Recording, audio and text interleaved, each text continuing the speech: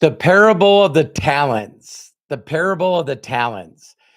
I'm really excited to share this video with you on a number of reasons, but there are some things that really get it. Now, where the parable of the talents first come from is the concept in the Bible. It's Matthew chapter 25, verses 14 through 30.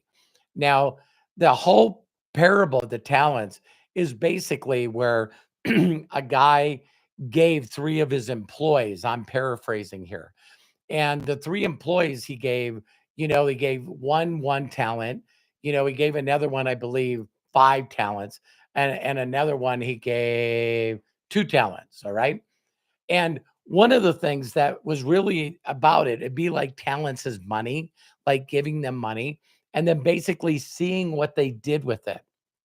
And two of them went out and took that money and doubled their income. And it said for this reason, their boss just basically gave them everything, right? And then the really thing about this story is that the one person was unsure of themselves, not, scared, didn't want to do anything. So what they did is they just buried their money. And when the boss came back after his journey, it's like, what'd you do with your money? I didn't lose it. I didn't lose it. And it says that that person was not rewarded. And so the reason that I bring this up is I actually threw this in AI, and it says the parable is often interpreted as a call to one's abilities and resources and using them wisely, to invest them in growth and not to squander them out of fear and laziness.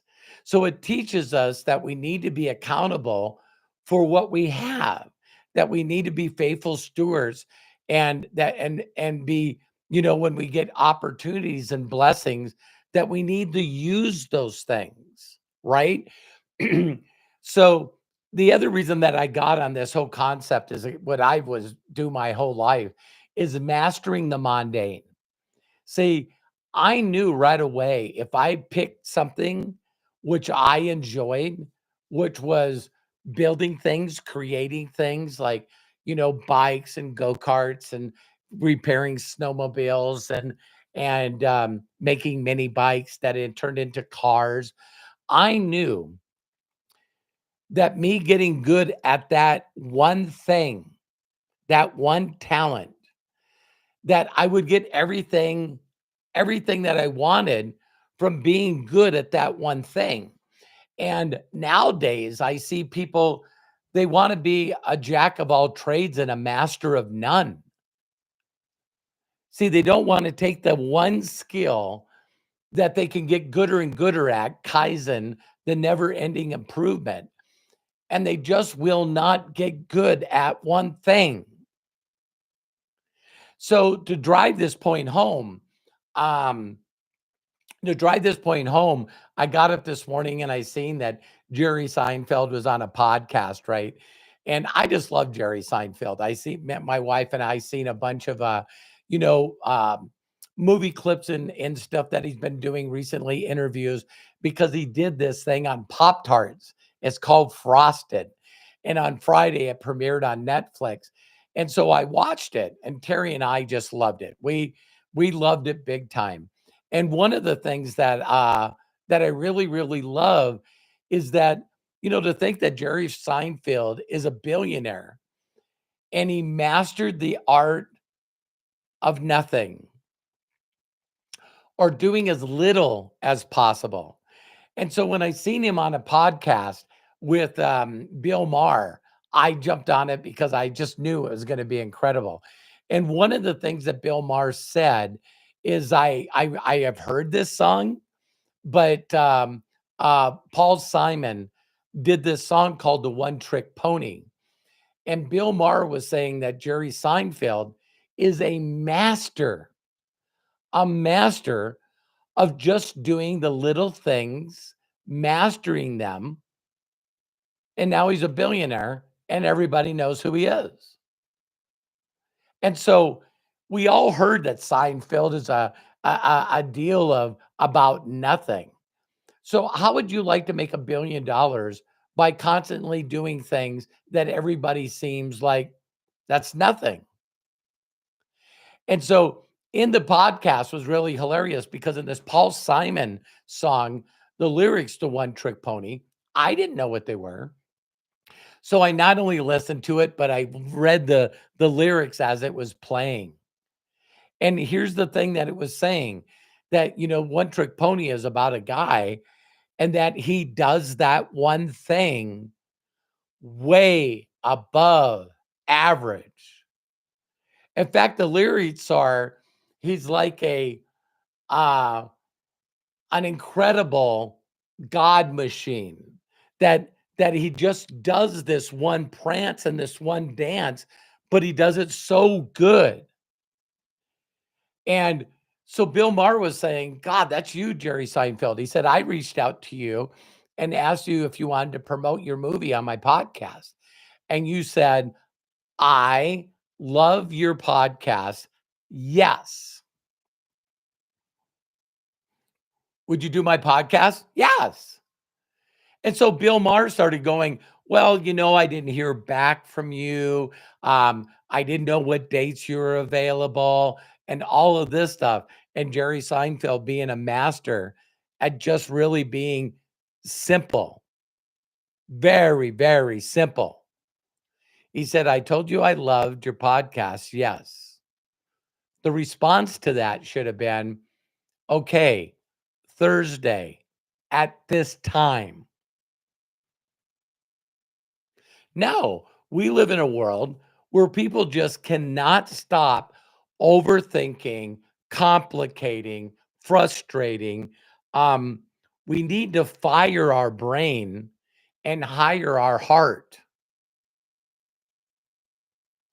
Because what I do every day, so if someone asks me, Robert, what do you do? I connect with people that I don't know, and I do my best to make them feel better. No, Robert, what else you do? I connect with people I don't know, and I give them a gift to make them feel better.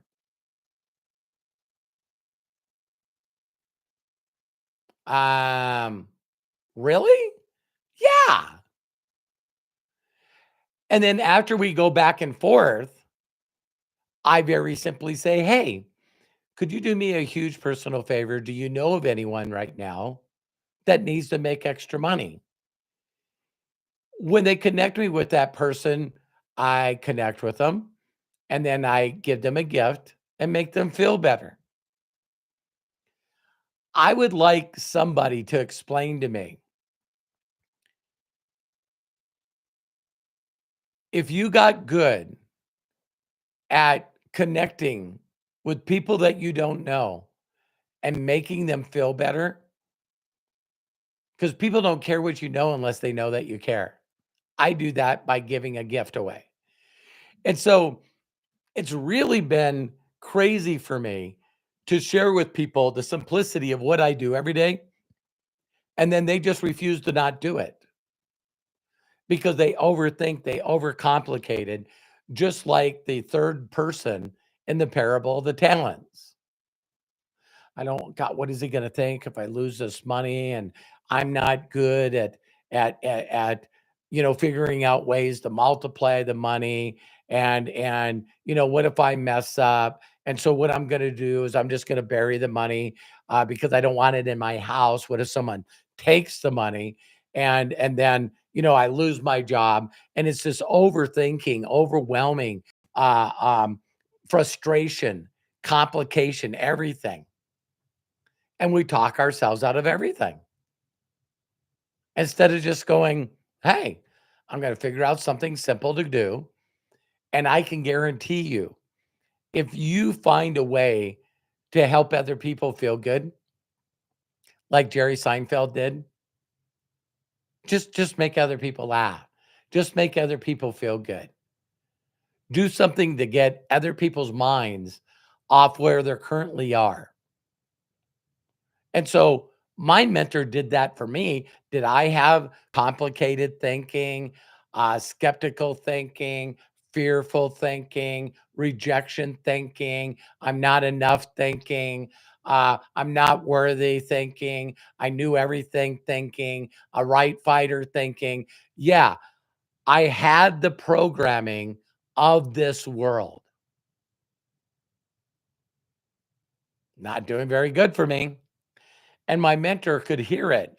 And so he said, Robert, listen, go grab this book, read it, and get back to me. I found out later that he did that with everyone, and now I'm doing it. And I've had people that have been around me for 37 years that still haven't completed that assignment, still will not do what it says, and are still struggling. To think that I know people for 37 years that are doing exactly the same thing as they're doing when I met them,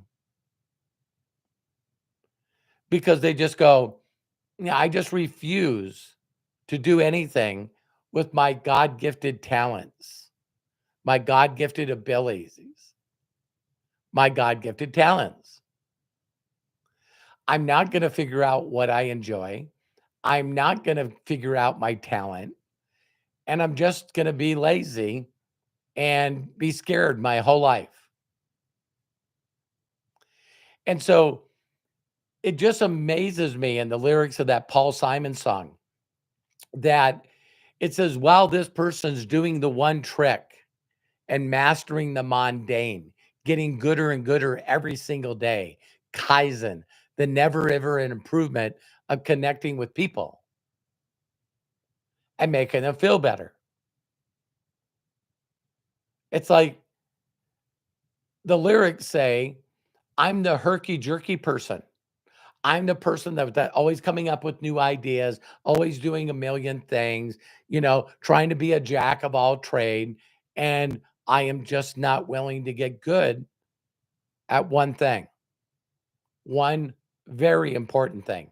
So the people that have been around me for years, I've always used this because you can make $1 million stacking plastic cups. There's a World Cup Stacking Association, and the kids that learn how to stack those plastic cups uh, break records. And when they break records, they're now getting commercials like on McDonald's or edible eggs. They get on talk shows, everything, because they just said, I'm just going to get really, really good and great at stacking plastic cups or driving a bicycle or rollerblading or throwing darts or drawing stick cats. I'm going to draw a cat for you today. Goes on Shark Tank, Mark Cuban, billionaire, does business with him. And now you can go on, I'm going to draw a cat for you. He goes out there, gets other people that are starving artists, and they start drawing cats. Life is very, very simple. It's humans that overcomplicate it, overthink, get overwhelmed. If you wanted to be a podcaster today, you just start doing podcasts, and your stuff that you talk about, if it's entertaining, if it's something that people enjoy, they're going to share it with others. And so if you're an influencer on any network, we have Corky on here, Corky Santa. You can see him on there. It's just, listen, you just got to do something that makes an audience enjoy seeing it. Now, you might not want to dance, but there's people that dance that make millions. And you might not want to sing, but there's people that, sing that make millions. And you might not want to do practical jokes, but, couples and people that do practical jokes make millions. Might not want to tell dad jokes, but people make millions. See, you need to find that talent, that gift that you enjoy doing it. And every day you just got to enjoy the journey of getting gooder and gooder and gooder at that one thing. So that one thing for me is connecting with people that I don't know and doing my best to get them to believe that if they just would reach out and stop thinking about themselves and do it for other people, that their life will change forever. So look at the lyrics of the Paul Simon song, One Trick Pony. It's and the people that are always doing the herky and jerky stuff, shiny ball, shiny ball, shiny ball, shiny ball. People keep asking me all the time, Robert, why do you just use Facebook?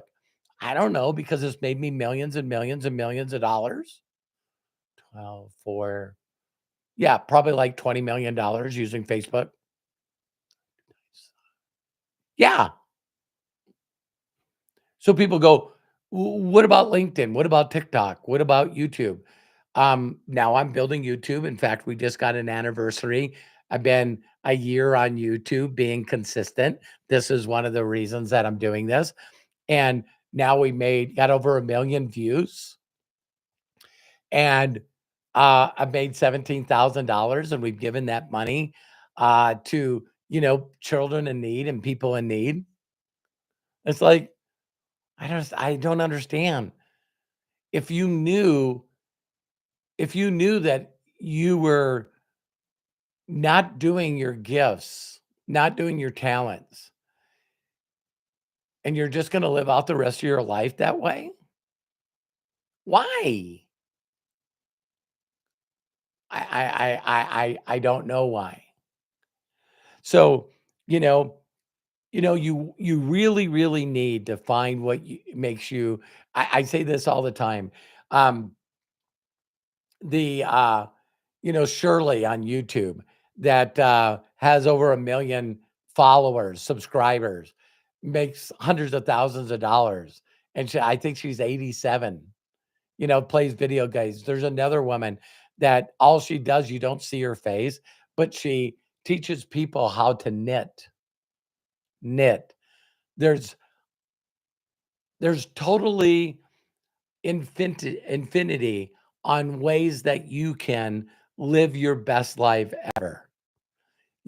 Life is experience and life is expensive, and you need to learn to monetize your life. Oh, thank you so much, James, for being a super chatter.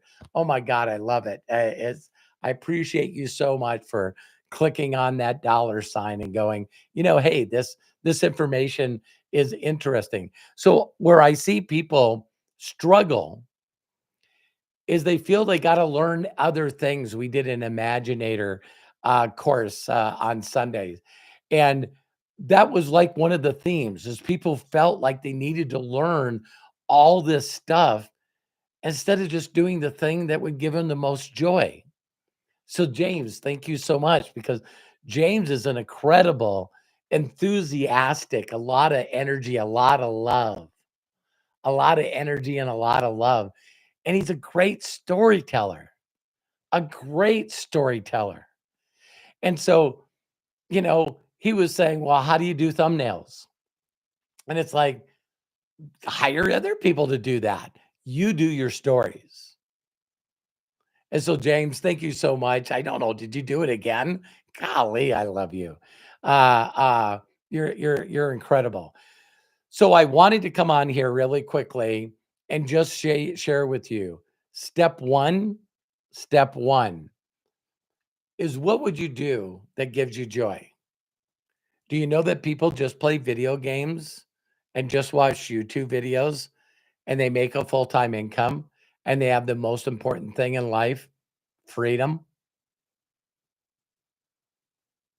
So I'm still blown away that people can stream and show other people's videos, or play video games and other people watch them do it, and they never have to get a job or never have to worry about money.